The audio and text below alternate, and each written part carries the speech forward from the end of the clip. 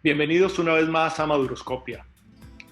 Nuestra invitada de hoy tiene una vida muy particular y ha hecho de su vida un ejemplo para los demás y para todos los que han experimentado el duelo de perder a alguien cercano. Para mí es un honor estar hoy con Evelyn Guer. Evelyn, ¿qué hay? Hola Mauricio, gracias por esta invitación tan linda. ¿Cómo te va? Bien, muy bien, y con esta presentación pues mejor todavía. Evelyn, ¿por qué a ti? ¿Por qué a ti o por qué a mí?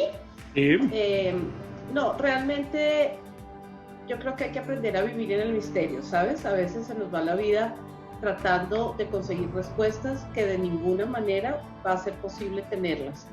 Entonces yo preferí no quedarme en el por qué a mí, porque no lo voy a saber. Lo contesté a través del por qué no. ¿Quién soy yo? ¿Qué de especial tengo yo para que la vida no me tocara? Porque esto no son cosas dirigidas, son parte de una vida que vivimos todos, porque todos cargamos una historia en nuestras espaldas, todos. Unas historias diferentes a otras, pero no hay alguien que pase esta vida en limpio. Entonces, yo diría más bien, ¿por qué no? ¿Y alguna vez te hiciste la pregunta, ¿para qué? Por el para qué también tengo, bueno, acuérdate, primero pongamos un poquito en contexto, recuerda que mi metodología se llama Yo pienso al revés, entonces no te incomodes si yo todo lo volteo al revés porque ya es parte de mi vida. También tengo un problema, un poco de discordia con ese para qué, porque lo veo como una injusticia y no creo que esto sea parte ni de un castigo ni de una injusticia. ¿Y por qué lo veo así? Porque si yo respondiera la pregunta ¿para qué? Entonces, ¿para qué qué? ¿Para qué tuvieron que morir mis hijos? Mis hijos tendrían que haber muerto para que yo destinara mi vida a ayudar a los demás. Esto pues para mí no tendría mucho sentido, tendría como que alguien inocente tuviera que poner una cuota para que otra hiciera otra, no me cuadra. Lo que sí hice fue dejando el por qué y el para qué totalmente fuera de mi radar. Lo que hice fue darle un propósito a mi vida. Yo elegí, no es para qué, no es que esto pasó para que yo hiciera esto, es que yo elegí, bien, habría podido tener perfectamente la opción de no hacerlo, pero yo elegí hacer de toda mi historia un fruto, un propósito y darle a través de esto un sentido a mi nueva existencia, a mi nueva vida. ¿Para ti qué es la muerte? Para mí la muerte es una etapa natural de la vida, es una transición y, y es el evento más social que tenemos, porque todos vamos a pasar por ahí, es una transición y pues desde mi creencia la veo completamente diferente porque es simplemente una puerta que se abre para llegar a otro espacio mejor. Digamos que la muerte siempre ha estado asociada con el tema, de alguna manera, religioso. Es decir, en las diferentes religiones todas tienen una concepción diferente de la vida y de la muerte. En tu caso, ¿cómo funcionaba eso en el momento en que te tocó cercana, digamos?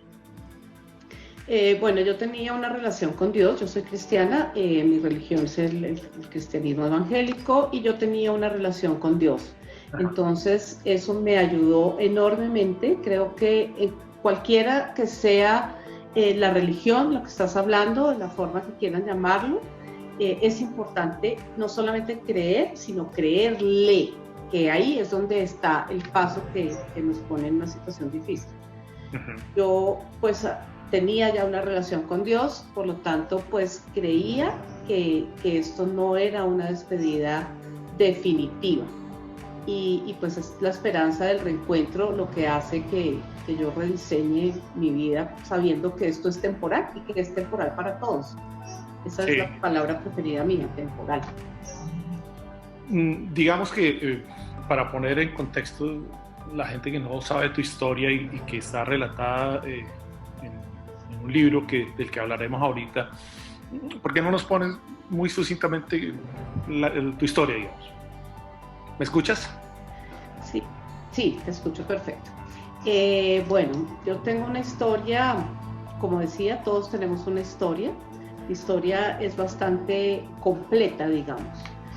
Yo he vivido en una historia de cambios permanentemente. Yo me casé a los 18 años y quedé embarazada y mi primer hijo murió un día después de nacer.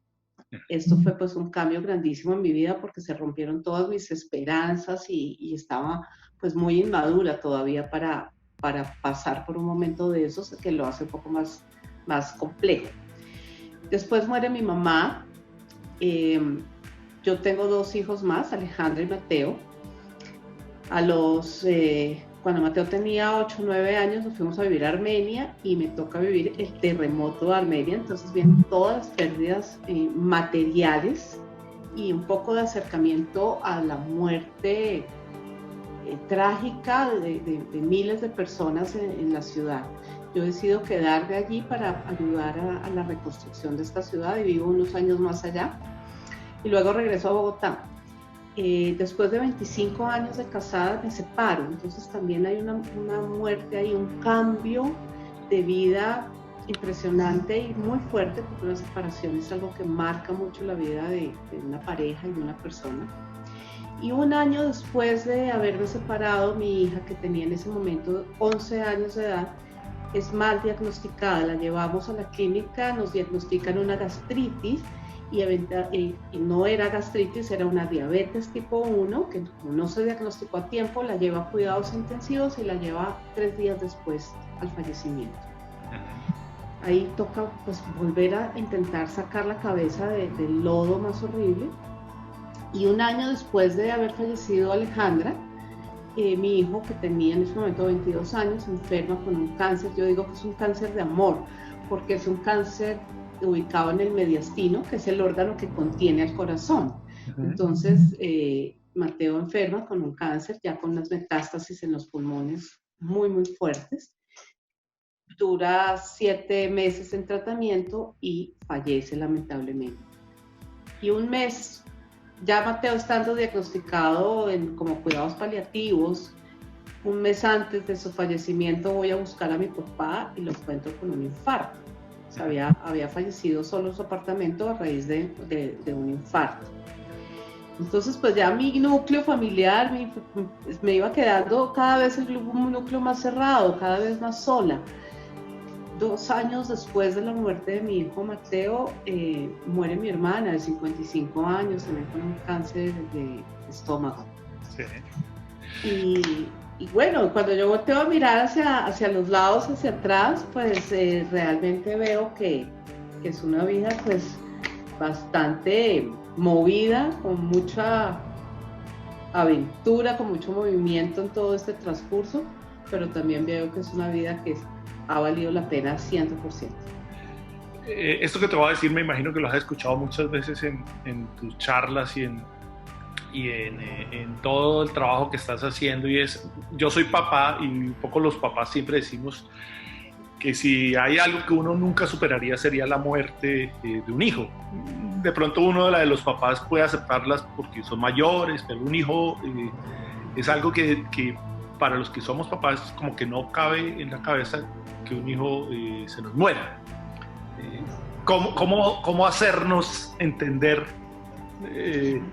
algo tan doloroso? Sí, esto es bien chévere porque fíjate que vivimos la vida con una serie de mitos que hemos comprado de generación en generación y que muchas veces no tenemos ni idea de dónde vienen. Sin embargo, han marcado nuestra forma de pensar y nuestra forma de vivir. Ese precisamente es mi trabajo, desbaratar esa cantidad de mitos que hay alrededor de la muerte y de esa cantidad de paradigmas que hemos hecho alrededor también de este evento dificilísimo. Claro, es muy difícil porque además es algo que se nos sale del formato. Tú lo decías, la muerte de los papás van como en un formato, como en la línea esperada de la vida. Sí. Pero ¿quién dijo que eso es así?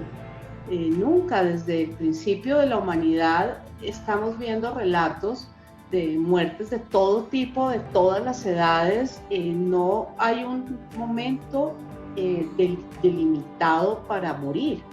Entonces, claramente esto es un mito, que los hijos no puedan morir antes que los padres. Y esa cantidad de pensamientos ficticios, que son falsos, son los que nos hacen tanto daño en el momento de afrontar una muerte. Aquí con los papás, pues el tema es bien particular, porque los hombres, dentro de su rol masculino, siempre han tenido, y por eso su condición física y todo, están preparados para proteger a la familia y para proveer a la familia. Y esto lo hace un poco más difícil en ellos, porque creen que cuando un hijo muere se culpan por no haberlo podido proteger más. Y realmente pues aquí va todo entrelazado, y no somos tanto, no somos tan especiales como para poder evitar la muerte, que es un evento que viene a toda la sociedad. Es un poco aceptar que eso que acabas de decir, y que uno no es tan importante en la vida como para determinar y poder proteger de la muerte o de la vida o de la felicidad o la infelicidad.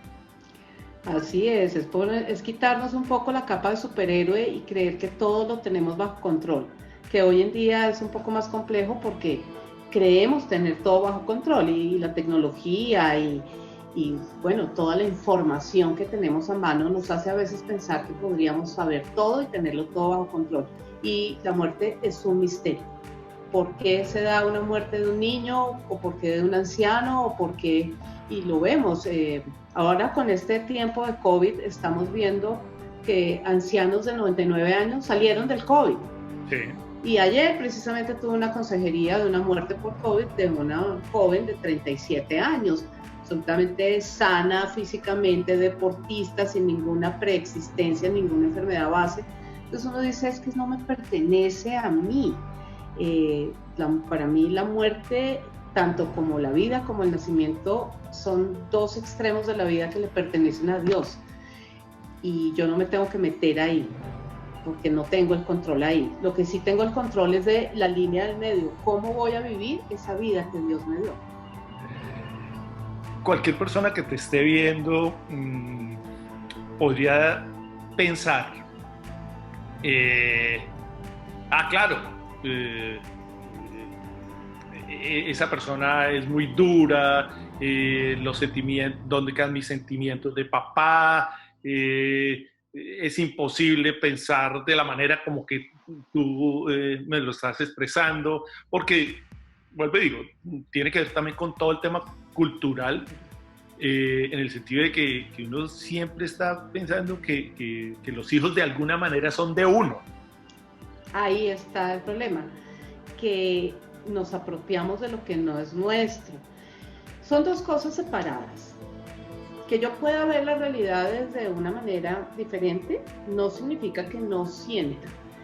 Para llegar a esto he pasado por unos momentos dificilísimos en mi vida. Yo les llamo el día de lujo, que se siguen presentando y se seguirán presentando siempre, y ojalá nunca se acaben, pero que se convierten en eso, en el día de lujo.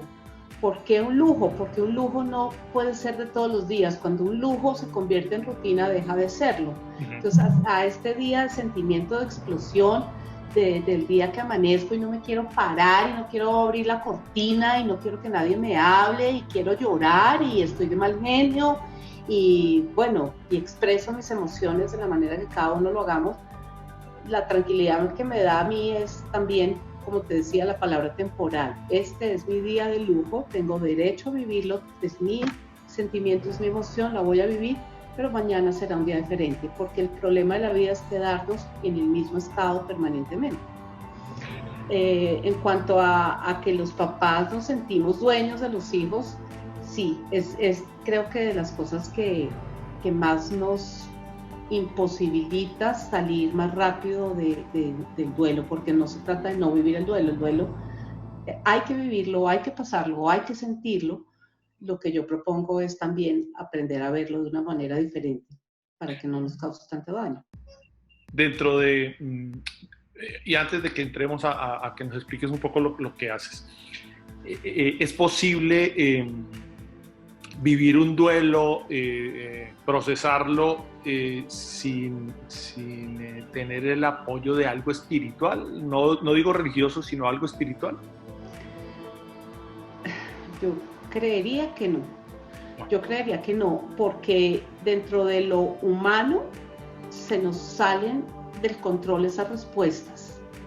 Entonces, si no tenemos un apoyo espiritual, no estamos hablando de religiones, estamos hablando de ese poder sobrenatural, sería imposible, porque lo trasladaríamos todo al plano humano, al plano natural, y nos sentiríamos más frustrados de ver que realmente no pudimos hacer nada, que se nos sale el control, que no tenemos las respuestas, que no hay explicación para lo que salió, que no hay lógico, que dentro de este plano no nos parece justo. Entonces, lo que no entendemos, pues poderlo descargar en un plano espiritual alivia cantidades. ¿Cuándo decidiste transformar todo eso que te pasó en la vida y ponerlo al servicio, digamos, de los demás? Pues mira, mi hija Alejandra murió en el año 2012. Yo era directora comercial en una entidad financiera, tenía un equipo a cargo, mi rol era de motivar a la gente porque era un cargo comercial, entonces yo tenía que tener a mi gente súper motivada. Y obviamente el propósito va cambiando, ya uno no puede ser lo que era antes porque sencillamente deja de serlo. Si las cosas cambian, yo cambio con ellas, yo dejé de ser la misma. Y entonces ahí ya empecé a sentirme un poco incómoda en ese trabajo que antes me encantaba. Siempre he estado trabajando alrededor de la gente, pero ahí ya empecé a sentirme un poco incómoda porque también las prioridades cambian. Ya mi prioridad no era económica absolutamente para nada, lo que antes habría podido hacer, porque tenía 2 hijos a quien sustentar económicamente. Entonces todo esto empieza a cambiar con la muerte de Alejandra. Ahí yo me vinculo primero como voluntaria a una fundación de niños con cáncer, porque quería sentir que mi vida era más que levantarme, ir a trabajar y acostarme a dormir. Y bueno, me vinculo con esta fundación, duró un tiempo como voluntaria, que fue espectacular, y luego cuando ya decido renunciar e irme a trabajar tiempo completo en esta fundación de niños con cáncer, es cuando enferma mi hijo Mateo. Y digo, pues esto parece una mala broma, yo trabajo para niños con cáncer y ahora mi hijo enferma con cáncer, esto no puede ser. Duro ahí un tiempo y veo que no, que ese no es la salida, que no era lo que yo quería, que no era lo que estaba buscando, y empieza a girar todo acerca de quiero ayudar a las personas a vivir el duelo diferente, motivada por la gente que me conocía. Me decía, tienes que escribir algo, tienes que salir a contar algo, tienes que ayudarle a la gente, porque si tú estás pudiendo hacerlo de una manera diferente, pues no, como que no vale la pena vivirlo sin compartirlo. Ajá. Y ya después de que muere mi hijo Mateo, ya me dedico 100% a este programa. Eso fue en el año 2014 y ya renuncio al banco y dedico a formar este programa Superando lo Insuperable, que luego se convierte en una metodología sustentada, está registrada y que se llama Yo Pienso al Revés. Háblanos un poquito de Superando lo Insuperable. Bueno, Superando lo Insuperable fue el primer impacto, digamos que fue como la sombrilla, y la única intención de Superando lo Insuperable era salir a decirle a la gente, mira mi vida, mira mi historia, mira cómo vivo, si yo puedo, si yo pude, tú puedes. Y era como dar ese empujón de, sí, necesariamente no tiene que ser tan horrible como me lo han pintado, lo puedo vivir un poco diferente. Y ya después pues empiezo a poner en limpio con todo el aprendizaje que había vivido y a poner como en los pasos estructurados qué era lo que a mí me había hecho superar lo insuperable. Y definitivamente eso fue pensar diferente. Entonces pensar al revés de esos mitos, pensar al revés de esos paradigmas, de la exigencia cultural, de la presión social, de tantas cosas que pasan en un duelo. Yo dije, pues esto lo puedo resumir en Yo Pienso al Revés. Y ahí nace pues la metodología, que es la que hoy lidera pues todas las conferencias, talleres, a público abierto, empresariales y las consejerías personalizadas que también hago en duelo, que todas están basadas en la metodología Yo Pienso al Revés. Pensar al revés implica, digamos, darle una mirada de alguna manera distinta a algo que ya está establecido. Pero hay, así como tú miras al revés, hay otra mirada que es la establecida, digamos, que también es válida y es posible. ¿Cómo se confrontan o cómo se complementan esas dos miradas o esas muchas miradas? A esa mirada establecida, que es la que nos hace daño, porque con una mirada establecida hay una conducta establecida que parte de ahí. Y esa conducta, pues claramente es la que no nos está dejando avanzar adecuadamente o nos está metiendo en una etapa de poco bienestar.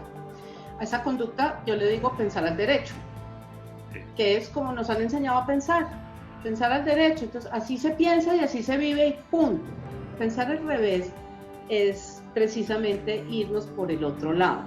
Entonces pensar al revés son 3 pasos que me hacen verme de una manera diferente, porque esto no se trata de ver la vida, sino verme a mí dentro de la vida de una manera diferente, porque yo no puedo controlar lo que pasa afuera, pero sí tengo la responsabilidad de gestionar lo que pasa dentro de mí. Entonces hay un camino que se llama reconocer, y es primero reconocer todo lo que siento, reconocer cómo actúo, reconocer en qué creo, porque a veces ni siquiera sabemos en qué creemos. Decimos, sí, yo creo en tal, pero ¿y qué significa eso? ¿A qué te compromete esa creencia? Y ahí quedamos, se nos queda en un papel. Entonces, reconocer realmente quién soy yo, qué creo, cómo actúo, cómo pienso, todo. ¿Qué sentimientos tengo? Porque a veces los bloqueamos una gama altísima de sentimientos y los condensamos en 2, en rabia o injusticia o pena o dolor o qué sé yo, pero hay muchos más que al sacarlos todos, a veces con solo sacarlos ya se van diluyendo. Hay otro camino que es el de relacionar, que es relacionar con mis heridas de infancia. La infancia, todos hemos pasado por una infancia, todo adulto ha pasado por una infancia, y todo adulto está cargado, está herido, digamos, por algo de la infancia. No hay un adulto que llegue sano a la adultez. Puede ser por cosas reales o puede ser por cosas ficticias. No importa si es cierto o no, lo que importa es que yo lo adopté así, lo compré así, lo creí así y de esa manera viví. Entonces, el duelo está muy relacionado con mis heridas de infancia. Vivo el duelo también de acuerdo a la experiencia que he tenido en la infancia. Entonces, por eso es importante relacionarlo. Para estos 3 caminos son entrelazados, no hay uno primero que el otro, se van mezclando como se mezcla la vida. Y el otro camino es ir rediseñando esa forma de pensar, entendiendo por qué creo en esto. No sé, o sea, ¿por qué los zapatos que me pongo tienen que ser iguales? No sé, porque así me enseñaron, porque a mí me vestían siempre con los zapatos iguales, porque creo que la sociedad es lo que acepta, pero no hace mucho conocí una persona espectacular en Alemania y se ponía siempre un zapato de uno y otro de otro, siendo exactamente el mismo modelo, pero de 2 colores. Y decía, me encanta. Decía, ¿por qué no? Entonces, esto con un ejemplo tan sencillo, pero de ahí hasta la vida compleja, ¿por qué lo vivo así? Y cuando ya me puedo empezar a rediseñar y lo puedo vivir de otra manera y empiezo a sentir el bienestar, la tranquilidad, que finalmente es lo que todos estamos buscando, vivir tranquilos, vivir en paz y tener una mejor experiencia de vida. En tus asesorías y en tus conferencias me imagino que también parte de lo que te enfrentas es con procesos de negación de la muerte, es decir, sí, se murió alguien cercano a mí y simplemente lo obvio, lo borro de mi memoria y sigo. Sí, pero no son las personas que llegan generalmente a mi consejería. Ajá. Porque el que llega a mi consejería ya por lo menos aceptó que tiene una pérdida y que le está causando mucho daño. De pronto ese tipo de negación que estás diciendo ya extrema, ni siquiera busca ayuda porque está totalmente negado, o sea, no cree que la necesita. Ajá. Sí. Bueno, hablemos de Seres de Paso. ¿Qué es Seres de Paso? Ay, Seres de Paso es esto que me saca esta sonrisa porque es un proyecto divino. Seres de Paso arrancó cuando murió mi hija Alejandra, simplemente como unas notas en forma de catarsis. Escribir, que es algo que también en el duelo ayuda mucho. Y bueno, después la gente que me conocía, como te cuento, me empezó a decir, usted tiene que salir, tiene que hacer algo por la otra gente, tiene que conocer que se puede vivir distinto, tiene que escribir aunque sea un folleto, un panfleto, un libro, una pancarta, lo que sea, pero algo que le pueda llegar a la gente. Entonces ahí empecé a pensar en un libro. Para mí esto era una cosa absurda, lejos de toda mi realidad, pero ahí empecé a pensar. Empecé a escribir y me gustó. Pero el libro se paró un tiempo, se quedó olvidado en la gaveta, se quedó ahí en el archivo del computador sin volverlo a ver. Y luego entendí que era que faltaba un pedazo de la historia. Y fue cuando murió mi hijo Mateo. Ajá. Entonces dije, wow, ahí volví a retomar el libro y dije, este libro, claro, le estaba faltando una cantidad de cosas. Luego muere mi hermana. Bueno, y todas estas cosas hacían que el libro fuera en un paso muy, muy lento, muy lento. Y hasta que creo que la historia está completa y ya es una realidad, ya mis Seres de Paso, míralo, aquí lo tengo, mis Seres de Paso, aquí está, tú lo tienes en tu plataforma. Es hermosísimo porque son mis palabras puestas en un libro, es como mi corazón escrito en un libro. Lo importante y lo chévere que tiene el libro es que no es mi historia, porque es que no necesitamos más historias más, con la de cada uno ya es suficiente, cada cual tiene su propia historia con la que pudiera escribir un montón. Son los aprendizajes y además las reflexiones que trae el libro. La intención mía es que la gente cuando lo esté leyendo esté pudiendo introspectar y pudiendo reflexionar sobre su propia vida para hacerla mejor. En el libro me llamaron la atención dos cosas. Una es que en alguna parte tú relatas que escuchaste una canción o escuchaste la referencia de la oración de la paz. Entiendo que es la oración de San Francisco de Asís, ¿sí? Sí. Ajá. Cuéntanos por qué hiciste clic ahí. Porque esas son de las cosas que no tienen explicación, las cosas absurdas que pasan en la vida. Cuando yo regresé de vivir en Armenia, ¿te acuerdas que yo vivía en Armenia y me vine a Bogotá? Estábamos en una crisis matrimonial terrible y yo asistía a la iglesia, a los cursos tempranos de la iglesia. Y el último día nos pidieron reunirnos en grupo y hacer las peticiones de oración, porque quieres que oremos por ti, intercedamos por lo que estás pasando. Para mí lo lógico era pedir ayuda o pedir oración por mi matrimonio o por mi bienestar económico, porque en ese momento estaba sin trabajo. Y en el grupo estaba el presidente de una empresa multinacional que además que era una empresa multinacional que era competencia de donde yo acababa de renunciar. O sea que yo tenía todo el conocimiento y toda la experticia para trabajar allí. O sea, era mi oportunidad. Entonces, claro, yo dije, no, pues aquí es, y yo voy a pedir por trabajo, ese señor se va a enterar, me va a preguntar y va a pedir mi hoja de vida y voy a trabajar allá. Y cuando llegó el momento de hacer la petición de oración, de mi boca salió, hazme un instrumento de tu paz. Ajá. Y yo me latigué 2000 años por eso y decía, no puedo ser tan bruta. No puedo ser tan bruta, tengo acá la oportunidad y saco, ¿de qué querías pensar yo? Bueno, y eso que se le queda a uno como toda la vida en el clavada esa espina de qué pasó ahí. Bueno, finalmente pasó muchos años y cuando ya había fallecido Alejandra, estoy hablando de 10 años por lo menos después de este evento, Ya Alejandra había fallecido y entro yo al carro, siempre tenía la emisora de noticias, que no ponen nada de música, mucho menos música religiosa.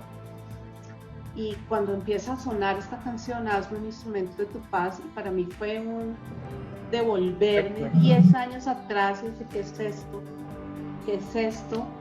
Me puse a llorar y entendí que, pues que yo le llamo los hilos de Dios, que Dios siempre había estado en control de todo esto.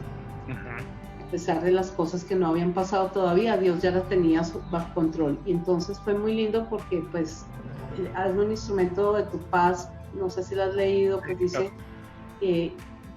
permíteme no ser consolado, sino ir yo a consolar a la gente, darle felicidad a la gente, y en vez de pensar en lo mío, es ponerte al servicio 100% de los demás, y pues bueno, eso es superando lo superable. Y la segunda imagen que me llamó la atención es la del mástil. Explícanos qué tiene que ver eso, que creo que es como el argumento central de todo el libro. Sí, se convierte, sin pensarlo así, se convierte en un argumento muy fuerte, porque cuando mi hija Alejandra fallece, ella fallece en junio del 2012, y yo inmediatamente ya empecé a llorar en futuro, empecé a llorar en diciembre. Yo decía, no voy a soportar diciembre, un Papá Noel, un villancico, una música, nada.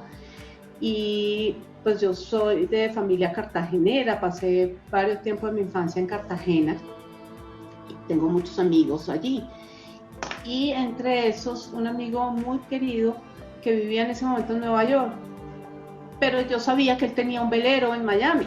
Imagínate, Bogotá, Nueva York, Miami, algo complicado. Sin embargo, él me llamó y me dijo, mira, no puedo viajar, pero quiero ayudarte, ¿qué puedo hacer por ti?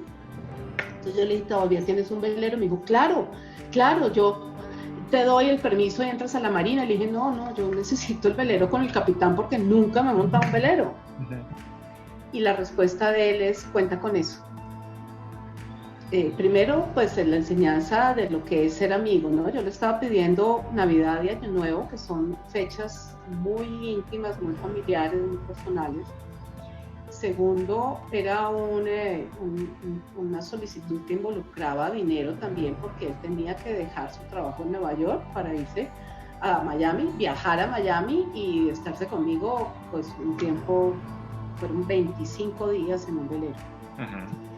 Y sí, así lo hicimos, nos fuimos a velear 25 días, yo no quería ver nada, ni una luz, nada, todo allá adentro del mar, que fue donde empecé a escribir estas notas primeras del libro. Pero lo lindo del mástil fue que se convirtió en esa analogía, porque cuando yo me monté le dije, bueno, dame instrucciones porque de verdad yo nunca me he montado en un velero. Me dijo, no, solo hay una instrucción realmente.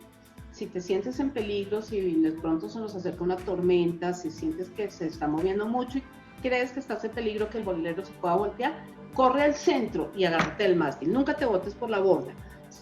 Agárrate del mástil duro. Si el velero se llegase a voltear, el mástil hace que vuelva otra vez a la superficie y lo ponga en posición inicial. Entonces te puedes sentir que te estás ahogando, te puede dar impresión, te puedes sentir mucho miedo, pero si estás agarrada al mástil vas a volver a salir a flote. Y por otro lado, pues el mástil sostiene la vela y la vela da rumbo y dirección. Entonces, ¿qué más necesitamos en la vida cuando realmente estos dolores lo que primero pensamos es saltar por la borda, generar 1000 crisis más o morirnos en el intento? Cuando es más fácil hacerlo al revés, en vez de saltar, es ir y agarrarte duro del mástil, por mucho miedo que te dé, te va a sacar de ahí, te va a dar rumbo y dirección. Entonces esa analogía es bellísima y pues sí se convierte en una parte fundamental. Algo final, ¿qué decir, digamos, en tiempos de pandemia y de COVID, donde la muerte es como pan de todos los días? ¿Qué dirías? ¿Qué les dirías tú a esas personas que de alguna manera hoy por hoy han sido tocadas por la muerte? pues ya he tenido varias, he tenido más o menos unas 7 consejerías por muerte por COVID. Y realmente la reflexión es, para mí dentro de mi estructura, morir es regresar a casa. Somos seres de paso. Entonces venimos, pasamos este tiempo acá y regresamos a casa. Entonces, para regresar a casa se necesita un instrumento, algo que nos abra esa puerta, una llave que nos abra esa puerta para poder regresar. Y esa llave, solo hay 5 llaves para regresar a casa. Nos regresamos por enfermedad, por accidente, por muerte súbita, por suicidio o por homicidio. No hay más. No hay más formas de regresar a casa. Son 5 puertas. Necesitamos una llave. ¿Por qué esa llave? No sabemos. ¿Por qué yo voy a abrir esa puerta y no esta? No tenemos ni idea. Sigue siendo parte del misterio. Y el COVID es simplemente una llave, como lo es cualquier otra, para regresar a casa. Entonces es quitarle esa connotación de COVID, porque pues sí, puede ser COVID, o puede ser apendicitis, o puede ser el accidente del avión, o puede ser la caída de un andén, o puede ser un suicidio, o puede ser un homicidio, pero simplemente es una puerta más para regresar a casa. Y lo otro que está afectando mucho en el COVID es la falta de rituales, que a veces ni siquiera pueden tener acceso al cuerpo, porque están lejos, o que no se puede viajar, o por lo que sea, pero es rediseñar los rituales. Se están haciendo cosas muy lindas que están trayendo mucha paz por internet. Alguien tenía una niña en una consejería en Nueva Zelanda. Obviamente no pudo viajar para la muerte de su abuelita, que era su todo, su mástil en la casa. Y ella, haciendo la reflexión, me decía, si no hubiera existido este COVID, yo no hubiera podido jamás haber participado de las exequias, de la misa, porque le hicieron misa por Zoom, se reunió toda la familia, cada uno hizo un homenaje. Entonces se están como rediseñando también esos rituales que están ayudando mucho, y estamos saliendo pues de que tiene que ser de cierta manera. Entonces, Evelyn, por último, ¿por qué no nos invitas a todos los que estamos viendo el programa y a todos los de Atardecientes a tu libro? ¿Por qué comprar Seres de Paso? Bueno, les voy a leer el extracto que me parece que esto que me dices lo resume muy bien Santiago Rojas, que es pues un médico colombiano especialista en cuidados paliativos, en duelo, es un ícono en temas de muerte, digamos, que es el que hizo el prólogo de este maravilloso libro Seres de Paso. Y él lo que dice es esto: leer este texto y aprender de Evelyn es un regalo que todos nos podemos dar, no solo si estamos en un duelo, sino porque podemos entender lo esencial de los instantes, lo sentido y eterno del verdadero amor y la realidad de la que todos estamos hechos. Tal vez nadie, ni por supuesto esta autora, pueda saber el dolor que nos aguarda en cada nuevo día a nosotros. Sin embargo, es bueno llevar un buen faro de luz para alumbrar cada paso en ese camino oscuro, un bastón para apoyarse firme ante un suelo de arenas movedizas y un sentido profundo de que es mejor avanzar que intentar huir o salir corriendo. Creo que Santiago ha podido resumir mucho por qué leer Seres de Paso, porque la vida nos toca a todos. Es posible que yo hasta ahora haya vivido bien, pero eso no significa que pueda tener un faro que me alumbre para un evento difícil. Evelyn, gracias. A ti, Mauricio, gracias a ti. Espero pues que Seres de Paso reviente tu plataforma. Eso esperamos todos. Sí. Un abrazo para todos y espero verlos en una nueva emisión de Maduroscopia. Chao. Chao, gracias.